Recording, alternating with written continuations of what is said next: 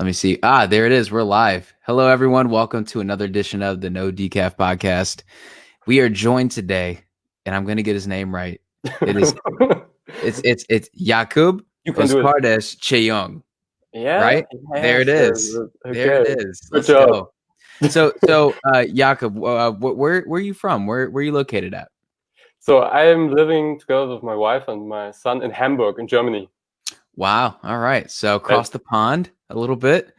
All right. So I know we connected a little bit online, and I really wanted to bring you on because this is something that I struggled with as far as getting traction as far as my tech company goes, right? And the other piece of it that I was missing was the content piece of it, and that's exactly what you do, right? You do the whole content and strategy behind that. I'm not a creative guy. Really? Yeah, I'm not a creative guy. Like, I don't know what to tell you. Like, I use memes. That's how I express myself, right? So, but your business needs a little bit more than just a meme on your Facebook page, right? You need quality content, right? I'm not saying now there are some memes that are great, but they're not all quality, right? So I wanted to kind of talk to you a little bit about your journey in the content space and how you were able to get started, what made you get started in that industry, and kind of, that journey leading up to now, where you're at now. Yes, that's a very good question. So I started my journey as a journalist. That was my goal. I wanted to become a journalist and worked as a digital editor. And then it was a mixture of digital marketing and journalism. So I created articles and published on social media, and also have different jobs and worked also for agencies and publishers. And I had always this big network where I spoke with people, or where I helped people just on the weekends or after my full-time job. And but it was a passion that I followed. So content and creating content and publishing, this was always my thing, and it is still my thing. And when you ask about major turning points, it was definitely consuming from Brandon Burchard, for example, one of the marketing gurus, or Jeff Walker, who created Product Launch Formula. These are the big names within the industry, and they helped me. They changed my point of view on content and also how to market things. That's how you got started. That's awesome. And it's funny, you hear things and you hear stories about how people get started as they actually go to someone else, right? And it completely restructures the way they think about things. And I feel that's the same way that goes with anything in life, right? Especially content, right? And what I mean by that is going to someone who knows what they're doing, right?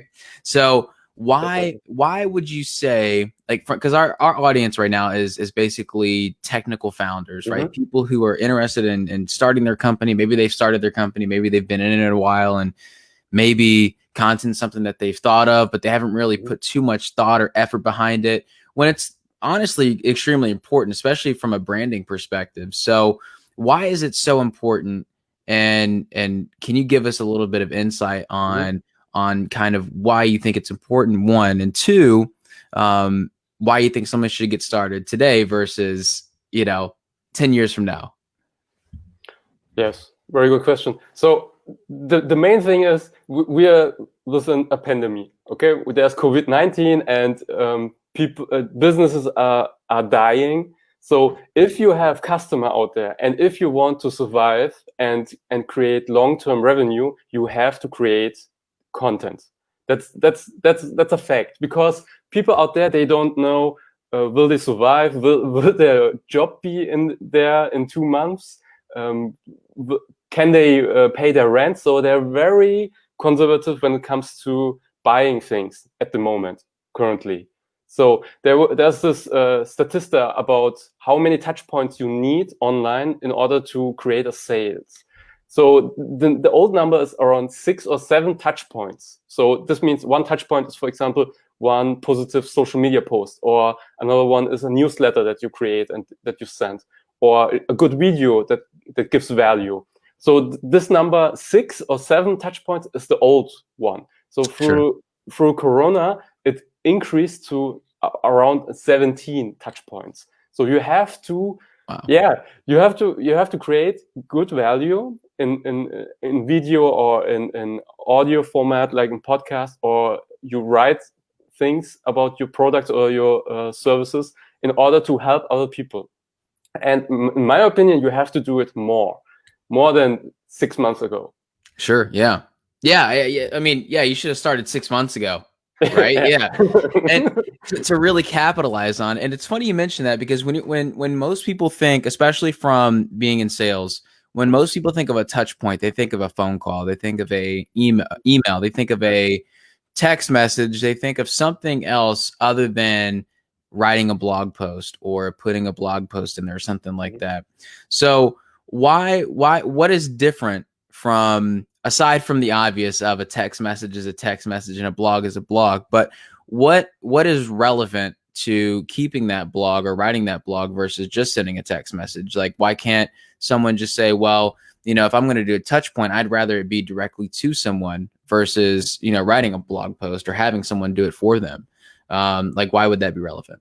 Well, this sounds like you have two different goals, but I mean, you can write a blog post and this can lead into a phone call. It's not two separate goals. You have to see it as a strategic way how you reach your audience. So think about it like you would call somebody, but maybe somebody doesn't want to be called. Sure. He wants to read something, or he wants to consume a video. So therefore, I'm just also giving this advice to my clients that they should think in different formats, not only just phone calls, but also think about video or audio and text. Yes. Yeah, that makes sense. And so essentially what you're saying is, like, the text and call and email, like, that's all short term.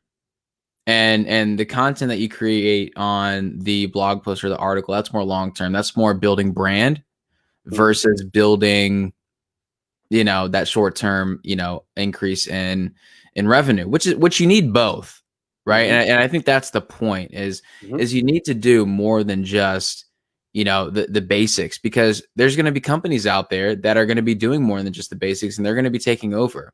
Yeah. And I mean, look at Disney. I mean, their stock did nothing but increase, if I'm not mistaken. And the amount of content that they were putting out is crazy. So at least from like my channels that I get my information on and whatnot. So, and I guess here's a question that I had written down, and that's why you see me looking down and whatnot, because I'm taking notes. But what is the number one reason why companies should invest their time and money in putting content?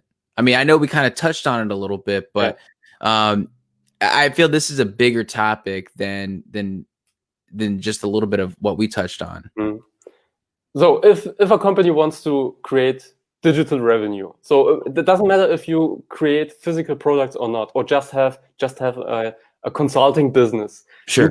You can monetize, in my case, everything you want. So it's important that you create content and think about a business model.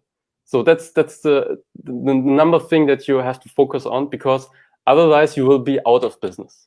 Right. That's very sad, but that's today the reality, because many companies or many at C-level, they still think, well, digital business models, that's not our thing. We just have physical products. Right. I'm not sure if this is really long-term and really healthy to think about this. Yeah, that makes sense. And you touched on monetizing. Like, what do you mean by that? What do you mean by, tell me a little bit more about what you mean by monetizing the content. Yeah, so there are different business models how you can earn money online. So there's, for example, the freemium model. Oh, okay. That's a combination free and premium. This is basically from the software companies. Right. So you have a free version of something that you offer in order to get the attention of your customer. So, for example, Skype. There's the free version where you use Skype, right, and there's also Skype Business. So you have, in the software industry, this is very common. So many use this. You have a baseline where you offer your service for free, and then if you want more, more minutes per call or something, or you want to record the call, then you need Skype Business where you pay something. Sure. But you can think about this also about your own business. Doesn't matter what kind of business you are. You can offer something. This can be a free consultation, 30-minute call where you give just advice or strategic lessons, or a free webinar. And at the end, you're selling some products or something, a coaching session or something like this. So this is one business model that you can create. Yeah, that's a great idea. Yeah, the whole coaching session, strategy session, I like that. Yeah. And so what you're talking about isn't necessarily just a blog post then. What you're talking about is kind of a broader spectrum. You're talking about everything under the sun. So so what would be your, I guess, advice for someone who's never done it before? And how would they get started in doing that? Because just from my point of view, I would be like, well, I have to go get this. Well, I have to go get this, and I have to go get this. It's just like the gym, right? When you go to the gym, before you go to the gym, you got to buy the clothes, you got to buy the matching shoes, you got to buy the watch before you even work out. You got to buy all that stuff. And just because that's just like a thing that people use to keep them from going, right? So what would you give someone who's kind of like got that procrastination mindset of, oh, I have to get a new mic, oh, I have to get a new computer, and so on? Like, what would your thoughts be on that? So it's the same with the gym. So I would say just don't overthink it. Just go to the gym, and it's the same with content. Just create it. Just try it. Many of my clients say, well, video is not my thing, and I ask, did you ever made a video in the past? No. Okay, maybe you try it. That's it basically, and this is one thing. Just to try and to test. That's very important. The other thing that I also love to do is just start with the end in mind. So Stephen Covey, that's start with the end in mind and create an offer. So create a one-pager where you have a specific offer. Sure. You're talking about a landing page, right?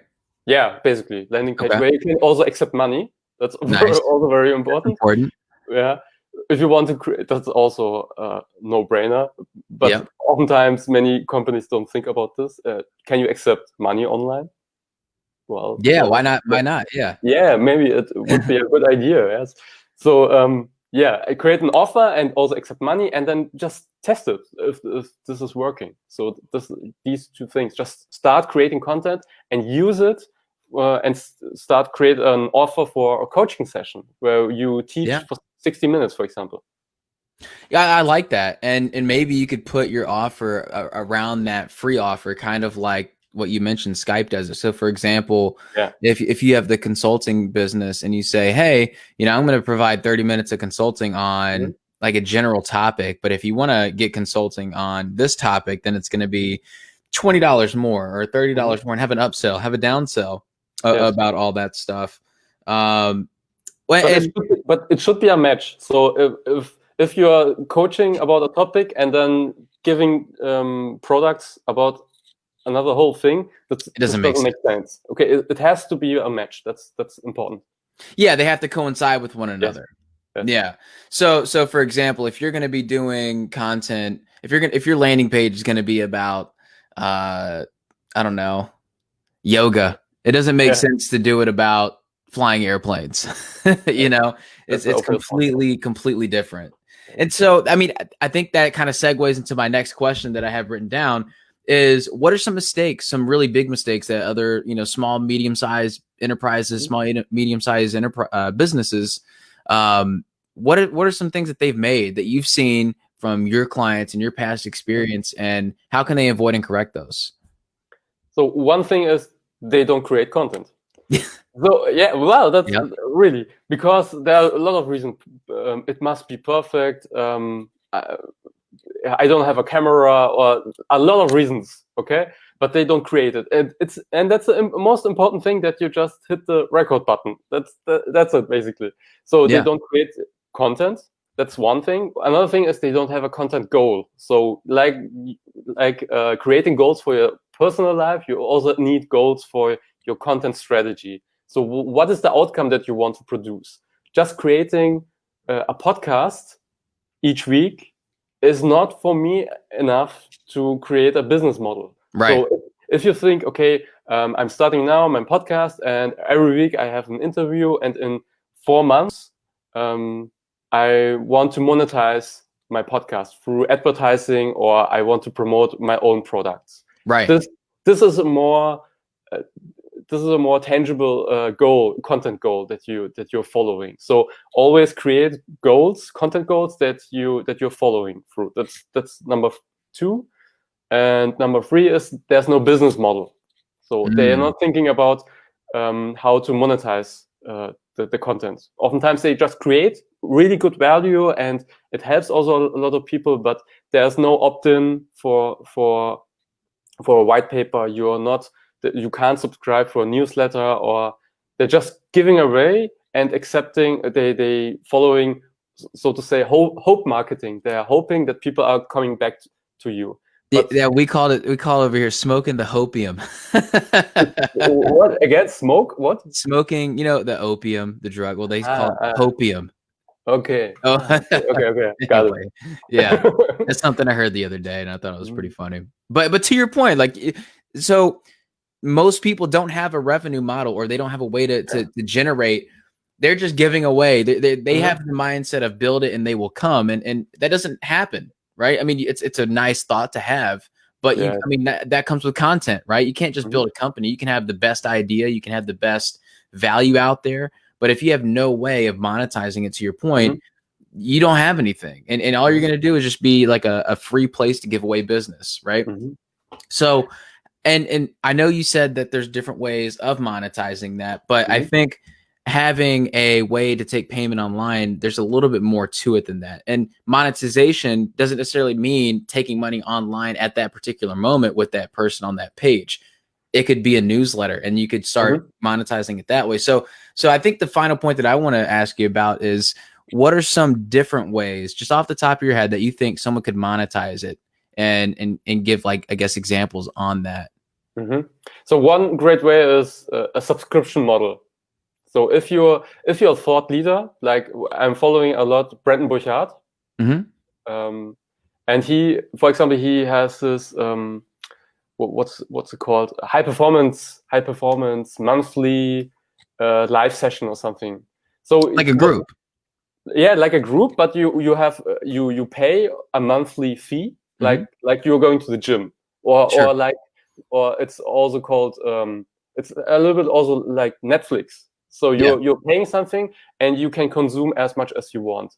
And you have one session each month where he is teaching 90 minutes or 60 minutes. I'm not sure. I think 60 minutes. Sure. And he's giving value, and also answering questions, and giving away also presents to his live sessions and things like that. Coaching sessions like that, yeah, and very interactive. And people, they also get the recording, but if you attend live, you can get more things. So this is one way how thought leaders, I think, in not so very soon, I think, will also create extra revenue. So in order to, if you are somebody at C-level, or you're working at marketing department, you can create this for your own company, because this has something to do with personal branding. So you're positioning yourself as somebody who's working in this company, but you're creating extra revenue for the company. That's also possible. Sure. So what I got out of this, as far as, like, I picked up 3 different ways that people can do it. I got the subscription group, right? Or maybe a subscription email, right? Maybe that could be like a newsletter. Or maybe you could use that email that you collect to then start selling your subscription group, right? And the subscription group could be on Facebook. It could be anywhere, really. It doesn't necessarily have to be on one particular place. And I would recommend you having more than one place on it. And maybe you would recommend the same thing too, just because in the event that Facebook gets shut down for some reason, I think there was a something a while back. It was like Facebook shut down, LinkedIn or Instagram shut down, and WhatsApp shut down. And everyone was like, what am I going to do? It's the end of the world, right? Go to TikTok. Yeah, Go to right. TikTok. And that's Maybe where what were you saying? TikTok about the Donald Trump thing, and it's Right. also not Yeah. very sure. There's different ways to do it, and you should be spread out across multiple platforms, right? That's right. And I think the blog post is a double-edged sword because it counts as content, it counts as a touch, but it also helps you from an SEO, Yes. and helping you rank for those keywords. So we got email, we got subscription group, and kind of one that's more long term is that branding, which is so huge.